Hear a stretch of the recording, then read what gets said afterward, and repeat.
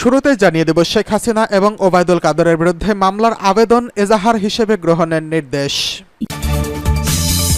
জানিয়ে দেব 15ই আগস্টকে কেন্দ্র করে জাতীয় নির্বাচনের মতো ষড়যন্ত্র চলছে দাবি মঈন খানের। এদিকে কর্মস্থলে যোগ দিয়েছে পুলিশ, আসছে বড় ধরনের রদবদল। জানিয়ে দেব নতুন রাজনৈতিক দল গঠনের বিষয়ে যা ভাবছেন সমন্বয়করা। সর্বশেষ জানিয়ে দেব আয়নাঘরের ভয়ঙ্কর কাহিনী ফাঁস করলেন বিএনপির নেতা সালাউদ্দিন। শেখ হাসিনা এবং ওবায়দুল কাদেরের বিরুদ্ধে মামলার আবেদন এজাহার হিসেবে গ্রহণের নির্দেশ।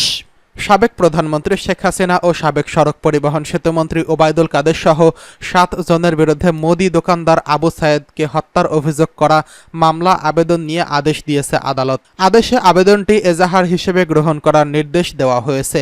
মঙ্গলবার ঢাকার মেট্রোপলিটন ম্যাজিস্ট্রেট রাজেশ চৌধুরী আদালতের এই আদেশ দেয়। এস.এম. আমির হামজা নামে এক ব্যক্তি ওই মামলার আবেদন করেন। আবেদনে মামলার অপর আসামিরা হলেন সাবেক স্বরাষ্ট্রমন্ত্রী আসাদুজ্জামান খান কামাল, সাবেক IGP Abdullah Al Mamun, DMP commissioner Habibur Rahman, অতিরিক্ত আইজিপি হারুনুর রশিদ এবং অতিরিক্ত যুগ্ম পুলিশ কমিশনার বিপ্লব কুমার। গত 19 জুলাই বিকেল 4টায় মোহাম্মদপুর থানাধীন বসিলা এলাকায় 40 ফিট চৌরাস্তার আবু সায়েদ কোটা আন্দোলনের সমর্থনে চলমান মিছিলে পুলিশের গুলিতে নিহত হয়েছেন। মামলার বাদী হয়েছেন আদাবর এলাকার বাসিন্দা ব্যবসায়ী এস.এম. আমির হামজা শাতিল। তিনি একজন সচেতন নাগরিক হিসেবে একজন নিরীহ নাগরিকের হত্যার বিচার চেয়ে এই মামলা করেছেন। মামলার অভিযোগে বলা হয়েছে, সম্প্রতি কোটা সংস্কার আন্দোলনে হাজার হাজার ছাত্র জনতা মিছিল সমাবেশ করবেন। ওই শান্তিপূর্ণ মিছিলে দেশের বিভিন্ন এলাকায় নির্বিচারে গুলি চালানো হয়। বহু ছাত্র জনতা নিহত ও আহত হয়েছেন। গত 19 জুলাই মোহাম্মদপুরের বসিলায় 40 ফিট এলাকায় ছাত্র জনতা শান্তিপূর্ণ মিছিল সমাবেশ করছিল। সেখানেও পুলিশ নির্বিচারে গুলি চালিয়েছে। তখন রাস্তা পার হওয়ার সময় স্থানীয় মুদি দোকানদার আবু সায়েদ মাথায় গুলিবিদ্ধ হন। তিনি ঘটনাস্থলে মৃত্যুবরণ করেন। মামলার অভিযোগে বাদী আরও বলেন, নিহত সায়েমকে তার গ্রামের বাড়ি পঞ্চগড়ের বোদা উপজেলায় নতুন বস্তি প্রধান হাটে নিয়ে দাফন করা হয়। তার মা, স্ত্রী, সন্তান সেখানেই থাকেন। এই কারণে তিনি ঢাকায় এসে মামলা করতে অপারগ। এজন্য বিবেকের তাড়নায় আইনের শাসন প্রতিষ্ঠার জন্য তিনি এই মামলা করলেন। তিনি বলেন, সাবেক প্রধানমন্ত্রী শেখ হাসিনা কোটা সংস্কার আন্দোলনে কঠোর হস্তে দমন করার বরাবরই নির্দেশ দিয়েছে। ওবায়দুল কাদের ও আসাদুজ্জামান খান কামালের নির্দেশে পুলিশের আইজিপি এবং ঊর্ধ্বতন কর্মকর্তা অধীনস্থ পুলিশ সদস্যদের নির্দেশে গুলি চালিয়ে মিছিলে হত্যা করা হয়েছে। পরস্পর যোগসাযোগে আসামিরা হত্যাকাণ্ড ঘটিয়েছে, কাজেই এর বিচার হওয়ার প্রয়োজন। এদিকে 15ই আগস্টকে কেন্দ্র করে জাতীয় নির্বাচনের মতো ষড়যন্ত্র চলছে দাবি মঈন খানের। 15ই আগস্টকে কেন্দ্র করে জাতীয় নির্বাচনের মতো ষড়যন্ত্র চলছে বলে মন্তব্য করেছেন বিএনপির স্থায়ী কমিটির সদস্য ডক্টর আব্দুল মঈন খান। তিনি বলেছেন, জাগ্রত ছাত্র জনতা সেই ষড়যন্ত্র মোকাবিলা করবে। মঙ্গলবার ঢাকা মেডিকেল কলেজ হাসপাতালে চিকিৎসাধীন ছাত্র জনতাকে দেখতে গিয়ে তিনি এসব কথা বলেন। এ সময় তিনি বলেন, ছাত্র জনতার পছন্দে অন্তর্বর্তীকালীন সরকার গঠন হয়েছে, ফলে তারা তাদের দায়িত্ব যথাযথভাবে পালন করবে। তিনি আরও বলেন, ছাত্ররা প্রমাণ করেছে কোনো স্বৈরাচারী সরকার নির্যাতন করে ক্ষমতায় থাকতে পারে না। তাদের এই সাফল্য বিশ্বের ইতিহাসে স্বর্ণাক্ষরে লেখা থাকবে। এ সময় বিএনপির স্বাস্থ্য বিষয়ক সম্পাদক ডক্টর রফিকুল ইসলাম জানান, আন্দোলনকারীর সময় গুরুতর অবস্থায় ঢাকা মেডিকেলে 769 জন ভর্তি হয়েছেন। বর্তমানে ভর্তি রয়েছে 190 জন। এখনও ঢাকার বাইরে থেকে আহত রোগীরা চিকিৎসা নিতে আসছেন বলে জানান তিনি। এদিকে কর্মস্থলে যোগ দিয়েছে পুলিশ, পুলিশে আসছে বড় ধরনের রদবদল। পুলিশে বড় ধরনের রদবদল আনা হয়েছে। 2টি আলাদা প্রজ্ঞাপনের মাধ্যমে একযোগে এসব পুলিশ কর্মকর্তাকে বদলি ও পদায়ন করা হয়েছে। মঙ্গলবার স্বরাষ্ট্র মন্ত্রণালয়ের জননিরাপত্তা বিভাগের পুলিশ 1 শাখা থেকে জারি করা হয় এই সংক্রান্ত প্রজ্ঞাপন। রাষ্ট্রপতির আদেশক্রমে প্রজ্ঞাপনে সই করেন উপসচিব মোহাম্মদ মাহবুবুর রহমান শেখ। এতে বলা হয়, ঢাকা পুলিশ অধিদপ্তরের অতিরিক্ত আইজি তৌফিক মাহবুব চৌধুরীকে অতিরিক্ত পুলিশ মহাপরিদর্শক, police bureau of investigation, Dhaka সিআইডির অতিরিক্ত আইজি মোহাম্মদ আলী মিয়াকে পুলিশ অধিদপ্তরের অতিরিক্ত পুলিশ মহাপরিদর্শক, পুলিশ অধিদপ্তরের অতিরিক্ত ডিআইজি মোহাম্মদ আনোয়ার হোসেনকে খাগড়াছড়ি অতিরিক্ত পুলিশের আইজিপি মহাপরিদর্শক এনবিএন এবং বিশেষায়িত ট্রেনিং সেন্টার পুলিশ অধিদপ্তরের অতিরিক্ত ডিআইজি এফএন আঞ্জুমান কামালকে অপরাধ তদন্ত বিভাগে অতিরিক্ত উপপুলিশ মহাপরিদর্শক হিসেবে পদায়ন করা হয়েছে।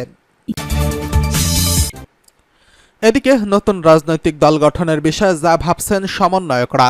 সরকারি চাকরিতে কোটা সংস্কারের দাবিতে বৈষম্য বিরোধী ছাত্র আন্দোলনের যাত্রা শুরু হলেও 15 বছরেরও বেশি সময় ধরে ক্ষমতা ধরে রাখা শেখ হাসিনার পতন ঘটিয়েছে তারা, এবং অন্তর্বর্তীকালীন সরকারের উপদেষ্টা কমিটিতে রয়েছে তাদের দুজন সমন্বয়ক।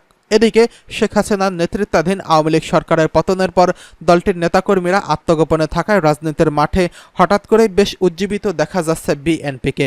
এসবের মধ্যেই বৈষম্য বিরোধী ছাত্র আন্দোলনের ব্যানারে নতুন করে রাজনৈতিক দল গঠন হবে কিনা সে নিয়ে প্রশ্ন উঠেছে। নতুন রাজনৈতিক দল গঠন নিয়ে কি ভাবছেন এই সমন্বয়করা? শপথ গ্রহণ অনুষ্ঠানের উপদেষ্টার বক্তব্য বলা হয়েছে, গত 8ই আগস্ট বঙ্গভবনে অন্তর্বর্তীকালীন সরকারের শপথ গ্রহণের পরপরই এই নিয়ে গণমাধ্যমে কথা বলেন বৈষম্য বিরোধী ছাত্র আন্দোলনের সমন্বয়ক এবং উপদেষ্টা নাহিদ ইসলাম। তিনি বলেন, জনগণ যদি মনে করেন তরুণরা রাষ্ট্রের হাল ধরবে, তাহলে জনগণের সেই আহ্বানে সাড়া দেওয়ার জন্য তরুণরা প্রস্তুত রয়েছে। পরদিন দুপুরে নাহিদ ইসলাম এবং আসিফ মাহমুদের উপদেষ্টা হওয়ার বিষয়ে সামাজিক যোগাযোগ মাধ্যম ফেসবুকে একটি পোস্ট করেন আন্দোলনের অন্যতম সমন্বয়ক সার্জিস আলম। তিনি লেখেন, অন্তর্বর্তীকালীন সরকারের থাকার কারণে তাদের সামনে ইলেকশনে অংশগ্রহণ থেকে বিরত থাকতে হবে। এরপর থেকে আলোচনায় আসে বৈষম্য বিরোধী ছাত্র আন্দোলনের ব্যানারে নতুন রাজনৈতিক দল গঠনের বিষয়টি। তাহলে কি এবার রাজনৈতিক মাঠে দেখা যাবে সমন্বয়কদের? এমন প্রশ্নের জবাবে বিবিসি বাংলাকে সমন্বয়ক সার্জিস আলম বলেন, মানুষ ভিন্ন একটি রাজনৈতিক দল তরুণদের নেতৃত্বে দেখতে চায়, যারা সৎভাবে এবং ন্যায়সঙ্গতভাবে বাংলাদেশের সুন্দর সমাজ গঠন করবে। বাংলাদেশ মানুষের চাওয়ায় সেই জায়গা থেকে আমাদের মনে হচ্ছে জাতীয় পর্যায়ে আমরা একটি রাজনৈতিক চিন্তাধারায় যেতে পারি। সরকার পতনের পর দল গঠনের বিষয়ে প্রথম ভাবনা আসে বলে জানান তিনি। তবে পুরো বিষয়টি এখন আলোচনার পর্যায়ে থাকার, কবে কিভাবে কোন কাঠামোতে দল গঠন করা হবে কিংবা কারা দলের নেতৃত্বে থাকবেন সে বিষয়ে বিস্তারিত কিছু জানাতে পারেনি এই সমন্বয়ক। বৈষম্য বিরোধী ছাত্র আন্দোলনের প্রয়োজন ফুরিয়ে এসেছে। এদিকে শেখ হাসিনার পদত্যাগের মধ্য দিয়ে বৈষম্য বিরোধী ছাত্র আন্দোলনের প্রয়োজন ফুরিয়ে এসেছে বলেই মনে করেন আরেক সমন্বয়ক উমামা ফাতেমা। শনিবার ফেসবুকে দেওয়া এক স্ট্যাটাসে তিনি এই নিয়ে লেখেন। এদিকে আয়নাঘরের ভয়ঙ্কর কাহিনী ফাঁস করলেন বিএনপির নেতা সালাউদ্দিন। শেখ হাসিনার শাসন আমলে বিরোধী রাজনৈতিক ব্যক্তিদের আটক ও নির্যাতনের জন্য ব্যবহৃত হতো আয়নাঘর। সেখানে 61 দিন বন্দী ছিল বিএনপির স্থায়ী কমিটির সদস্য সালাউদ্দিন আহমেদ। শেখ হাসিনার দেশত্যাগ ও আওয়ামী লীগ সরকারের পতনের পর আয়নাঘরের রহস্য ভেদ হয়। সেই টর্চার সেল থেকে 3 বন্দী মুক্তিও পেয়েছেন। দীর্ঘ 9 বছর পর ভারত থেকে দেশে ফেরা বিএনপির নেতা সালাউদ্দিন আহমেদ জানিয়েছেন, তাকে আয়নাঘরে বন্দী রাখা হয়েছিল টানা 61 দিন।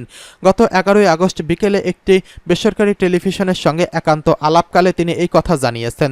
তার উপর নির্যাতনের বর্ণনা দিতে গিয়ে সালাউদ্দিন আহমেদ বলেন, 2015 সালে 10ই মার্চ রাত 9:30 এবং 10টার দিকে আইনশৃঙ্খলা বাহিনীর পরিচয় সাদা পোশাকে এবং অস্ত্রধারীরা মিলে উত্তরার একটি বাসা থেকে হাতকড়া পরিয়ে আমাকে তুলে নিয়ে যায়। এরপর আমাকে একটি গোপন জায়গায় নিয়ে যাওয়া হয়। জায়গাটি ছিল কবরের মতো একটি কামরা। আমার মনে হয়েছিল এটি কোনো বাড়ির নিচতলা হবে। কামরাটি আয়তন হবে 5 ফিট বাই 10 ফিট। টয়লেটের জন্য জায়গাতে কোনো রকম জায়গা একটা ব্যবস্থা ছিল। আমাকে লোহার দরজার নিচ দিয়ে খাবার দেওয়া হতো। বিএনপির এই নেতা বলেন, কামরার বাইরে একটি স্ট্যান্ড ফ্যান চালু থাকতো, ছাদের সঙ্গে হাই পাওয়ার লাইট ছিল। এই ঘরটিতে আমাকে প্রায় 61 দিন বন্দি রাখা হয়।